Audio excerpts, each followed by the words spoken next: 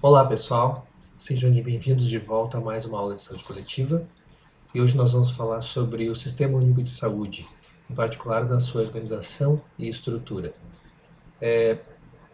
Para compreender o Sistema Único de Saúde, é importante nós voltarmos ao contexto histórico onde ele estava sendo gerado, que era um contexto de muita insatisfação da população brasileira, tanto com o Estado, lembrando que era um Estado autoritário e centralizador da ditadura militar, mas também com o próprio modelo de saúde, que era centralizado na oferta econômica, ou seja, as pessoas que tinham recursos e condições eram aquelas com melhores acessos e assistência, especialmente em centros hospitalares e atenção especializada.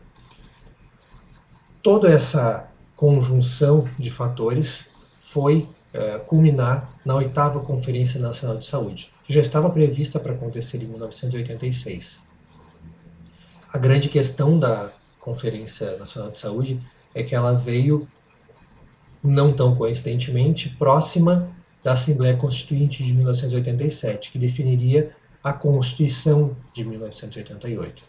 Com isso, muitas pessoas convergiram para essa conferência, tanto da população em geral, quanto representantes de trabalhadores, representantes de indústrias, enfim, todo o setor da saúde foi direcionado para esse evento.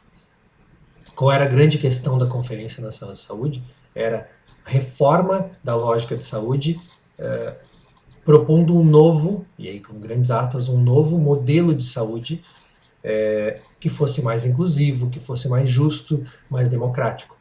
Com isso, se traçou algumas ideias sobre o que seria um sistema de saúde que o Estado brasileiro deveria adotar a partir da opinião e das considerações do que a população precisava.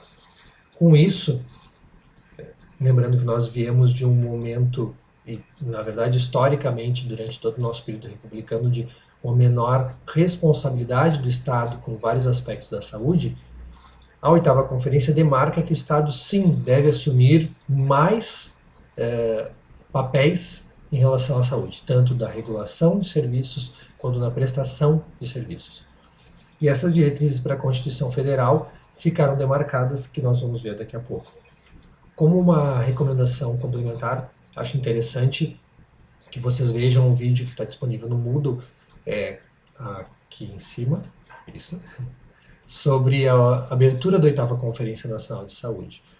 Tanto para poder ter uma ideia do tamanho, da magnitude do evento, que levou milhares de pessoas ao Distrito Federal para fazer essa grande discussão na maneira de uma grande assembleia ampliada, mas também porque neste vídeo tem a abertura da conferência com o Sérgio Arouca, que foi um sanitarista, uma pessoa que estudava saúde pública, enfim, que defendia modificações no modelo de saúde.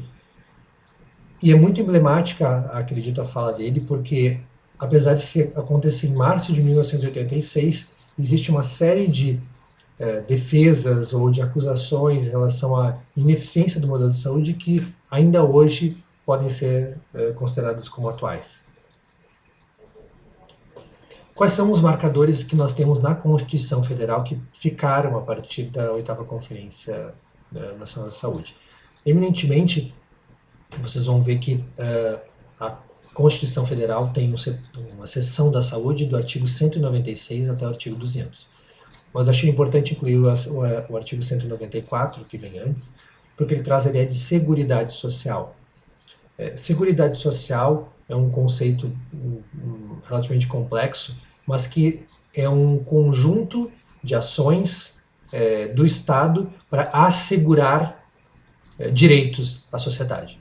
E esses direitos, eles são, no caso da Seguridade Social brasileira, relativos à saúde, previdência e assistência social, também chamado tripé da Seguridade Social. Isso significa que a atenção à saúde, ou seja, o tratamento de doenças, a oferta de serviços, está relacionada com aspectos previdenciários, ou seja, condições que você vai precisar manter após a sua capacidade produtiva ter finalizado o seu compromisso produtivo, e a assistência social, ou seja, caso você não tenha oportunidades, mesmo estando em condições produtivas, você precisa ter um apoio do Estado. Por que isso é uma demarcação importante? Porque já começa a anunciar que a saúde não será somente, pela Constituição brasileira, a oferta de serviços e procedimentos. Ela vai ser um conjunto de políticas que asseguram bem-estar e qualidade de vida à população, juntamente com uma aposentadoria digna e com assistência para aquelas pessoas que não têm oportunidades.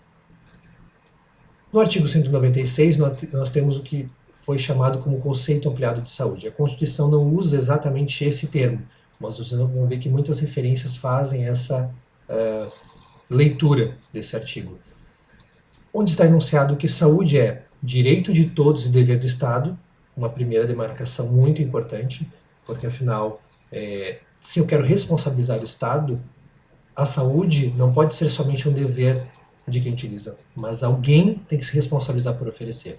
No caso, é um dever do Estado brasileiro.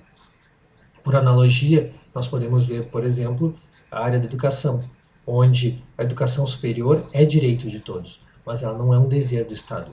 Isso significa que o Estado brasileiro não é obrigado, legalmente, a oferecer uma vaga de acesso à graduação ou ensino superior para todos os cidadãos. Diferentemente, por exemplo, na educação fundamental, onde é dever do Estado, então toda criança que seja em idade de matrícula tem, por lei, assegurada uma oportunidade numa escola. E essa saúde, ela deve ser garantida mediante políticas sociais e econômicas. Então, voltando àquela demarcação anterior, saúde, ela é determinada por políticas sociais e econômicas. Claro que essa leitura da Constituição também é uma resposta no setor saúde a todo um passado de exclusão de pessoas por condições sociais, econômicas e culturais. E todas essas políticas sociais e econômicas, elas estão ligadas com a saúde porque, mesmo que não tenham um efeito de tratamento de uma doença específica, elas reduzem o risco da doença e, além disso, ampliam o acesso aos serviços de saúde mais usuais. Nós temos, então, no artigo 197, a descrição de que ações e serviços de saúde são de relevância pública. Isso significa que toda a atuação na área da saúde é de interesse da população. A grande modificação nesse momento é que todas as ações devem ser reguladas, fiscalizadas ou realizadas pelo setor público. Se é relevância pública, você não pode oferecer um serviço indiscriminadamente. Você vai precisar passar, no mínimo, por uma regulação e uma autorização do setor público, porque toda ação em saúde é de interesse da sociedade. No artigo 198, já vem a questão um pouco mais operacional das diretrizes do SUS. Ou seja, ele é uma rede regionalizada e hierarquizada. Isso significa que talvez a primeira inauguração de um sistema efetivamente de saúde no Brasil. Acho que essa é uma questão importante que eu ressalto e vou destacar muitas vezes, que é um sistema único, ou seja, todos os serviços de saúde dentro do território brasileiro compõem um único e mesmo sistema, às vezes sendo regulado pelo setor público, às vezes sendo fiscalizado pelo setor público, às vezes sendo prestado serviço pelo setor público. E ali estão listadas as 3 diretrizes que são colocadas, que é descentralização, por ser um sistema que ele é com vários níveis de coordenação de cuidado, ou seja, nacional, estadual, municipal, regional, conforme as características de cada lugar. Um atendimento integral às necessidades da população, ou seja, as pessoas serão atendidas em todas as necessidades que trouxerem, algumas mais imediatamente pela área da saúde, algumas mais em conjunto com outras áreas.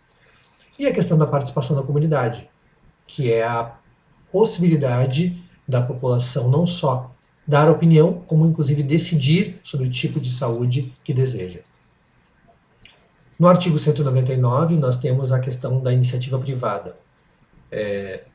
Acho que pode ficar mais ou menos subentendido que todo o processo de transição para o Sistema Único de Saúde, tornou o mercado empresarial na saúde para o cenário brasileiro menos amigável, menos acessível. Porém, nós já tínhamos aproximadamente um quarto da população que dependia do uso de planos de saúde ou de consumo privado de serviços. Então, não foi excluído a iniciativa privada. Mas deixar livre a iniciativa privada não significa que a iniciativa privada seria facilitada. Significa somente que é autorizado que a iniciativa privada aconteça no Brasil, porém, a prioridade será para o sistema público. E aí nós temos no artigo 200 as atribuições do Sistema Único de Saúde, que eu vou nomear brevemente em alguns pontos de destaque. Dentre os atributos principais do SUS, a partir da Constituição, a gente pode destacar alguns deles, como, por exemplo, a atribuição de controlar e fiscalizar produtos, procedimentos, serviços e equipamentos de interesse à saúde. A grande mudança aqui é que o Estado brasileiro não pode mais se desresponsabilizar de qualquer produto que tenha relação com a saúde. E no caso específico de medicamentos, equipamentos, imunoderivados, hemoderivados, o governo brasileiro precisa participar da produção especificamente. Isso faz com que o Estado brasileiro seja mais fiscalizador da qualidade, da efetividade, para responder melhor às necessidades da população. Alguns outros itens que estão colocados já estão destacados, mas acho que é importante o número 3, onde fala sobre a formação de recursos humanos da área da saúde, porque isso impacta diretamente nas universidades. Se o sistema de saúde regula a formação ou interfere na formação de novos profissionais, significa que as universidades, as instituições de ensino superior que formam para a área da saúde não podem tomar as decisões de maneira autônoma sobre qual o perfil profissional. Todo profissional de saúde formado no Brasil, eles têm na sua natureza a formação para o SUS. Esse é um dos motivos porque vocês têm saúde coletiva como uma disciplina obrigatória para todos os cursos, juntamente com outras questões que permitem compreender o sistema de saúde. Uma questão que é particularmente também importante é que o sistema de saúde, no item 5, ele deve incrementar desenvolvimento científico e tecnológico. Se nós passamos por um histórico onde o sistema de saúde tinha descrença e efetivamente um sucateamento em relação à sua qualidade científica e tecnológica, a Constituição traz luz sobre a nossa capacidade de autossuficiência na área da saúde. Em parte, economicamente, evitar a importação excessiva de tecnologias, mas também para produzir soluções mais adequadas ao nosso contexto cultural e regional. Qual o lembrete que precisa ficar dessa organização central do sistema de saúde brasileiro? É que ele é único. Então, a partir de agora, se algum de vocês fizer referência entre SUS e sistema privado, essa é uma diferenciação equivocada. Você pode dizer que existe um aspecto privado ou um subsetor privado do SUS, e um subsetor público do SUS, mas nós temos efetivamente um sistema de saúde no Brasil, que é o SUS. As diretrizes do SUS, ou seja, o seu plano de ação, são centrado em 3 itens somente: descentralização da gestão, atendimento integral à saúde e às necessidades da população e participação da comunidade nas decisões. A lógica é, se esses 3 itens forem contemplados, nós efetivamente conseguimos o Sistema Único de Saúde previsto na Constituição. Não sei o quão claro fica para vocês, mas nós vamos ver nas aulas seguintes que não é exatamente simples essa elaboração desses 3 itens como diretrizes.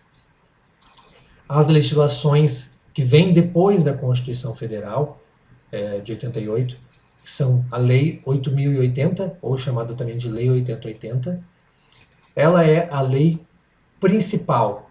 Ela é a lei que descreve o sistema de saúde, tendo os objetivos, princípios e diretrizes, além de indicar como serão as responsabilidades de cada nível de gestão. Por ser a lei principal da onde saem todas as demais para a área da saúde, à exceção da Constituição, ela também é chamada de Lei Orgânica da Saúde. E nós temos também a Lei 8.142, de 1990, que é a chamada Lei da Participação Popular ou Lei do Controle Social. Ela descreve como ocorrerá essa participação, em que circunstâncias, quais são as instâncias previstas legalmente e qual é a relação da participação da população com a gestão do sistema de saúde. Nós não vamos abordar essas duas leis nesse momento, mas nós vamos falar em um vídeo futuro. Com isso, nós temos uma ideia de qual é a proposta para o Sistema Único de Saúde. E nas próximas aulas nós vamos falar sobre como essa proposta está sendo efetivada e se organizando atualmente. Muito obrigado e até a próxima.